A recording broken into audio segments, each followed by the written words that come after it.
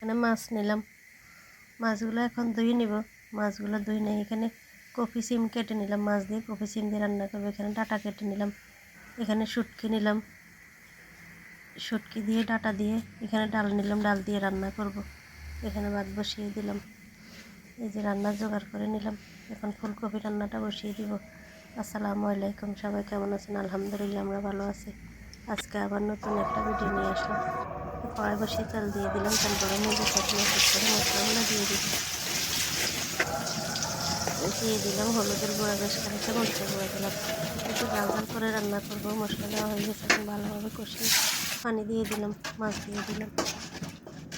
এগুলো মিক্স করে ভালোভাবে বেশ কিছুক্ষণ জাল করবো, কষিয়ে নেবে। এদিকে ভাতও বলক এসে গেছে, এই যে মাছটাও বলক এসে গেছে। এখন উল্টিয়ে পাল্টে একটু ভালোভাবে কষাবো।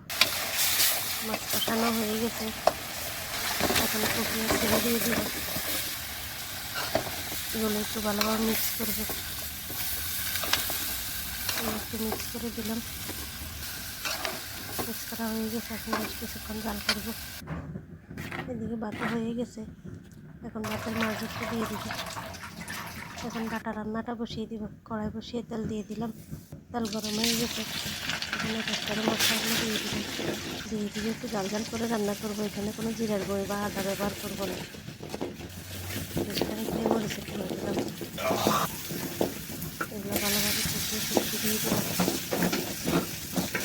একটু কিছুক্ষণ কষিয়ে নেব।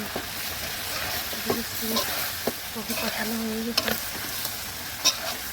অনেক সুন্দর হয়েছে কালারটা। কষানো হয়ে গেছে, একটু জিরা ধনিয়ার গুঁড়া দিয়ে দিলাম, একটু মিক্স করে নিলাম। এখন দিয়ে দিলাম বেশ খানিকটা পানি, পানি দিয়ে একটু মিক্স করে দিয়ে বেশ কিছুক্ষণ জাল করব।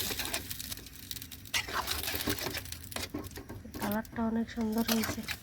এদিকে শুটকিটাও কষানো হয়ে গেছে, পানি দিয়ে দেবো। পানি দিয়ে মিক্স করে একটু ডাটা আর ডাল একসাথে দিয়ে দিলাম। এখন এগুলো ভালোভাবে কষাবো বেশ কিছুক্ষণ। কপিটাও ভালো কষে গেছে, একটু নেড়ে দিলাম। কপিও হয়ে আসছে, ধনিয়া পাতা দিয়ে দিলাম। ধনিয়া পাতা দিয়ে একটু মিক্স করে বেশ কিছুক্ষণ ডাল করে নামিয়ে নিলাম। কপি রান্নাও রেডি, নামিয়ে নিলাম। এদিকে ডাটাটাও ভালো কষে গেছে, একটু নেড়ে দিলাম। ভাতের পাতিলটা একটু সেঁকা দিয়ে দিলাম। এদিকে ডাটাটাও কষানো হয়ে গেছে, পানি দিয়ে দিলাম। পানি দিয়ে একটু মিক্স করে এখন বেশ কিছুক্ষণ জাল করব। ডাটাটা ভালো কষে গেছে, অনেক সুন্দর হয়েছে ডাটাটা। এভাবে ডাটাটা রান্না করলে অনেক মজা লাগে খেতে। ডাটা শুকিয়ে নিব, জল রাখবো না। ডাটাও হয়ে আসছে রান্না, ডাটা রান্না রেডি, নামিয়ে নিলাম। এই ছিল আজকের রান্না, রান্না কমপ্লিট। এখন খাওয়া দাওয়া করব। আজকে এ পর্যন্তই। সবাই ভালো থাকবেন, সুস্থ থাকবেন। যে যেখান থেকে ভিডিওটা দেখেন, ভালো লাগলে লাইক কমেন্ট করবেন। আল্লাহ হাফেজ, সবাইকে অনেক ধন্যবাদ। আসসালামু আলাইকুম।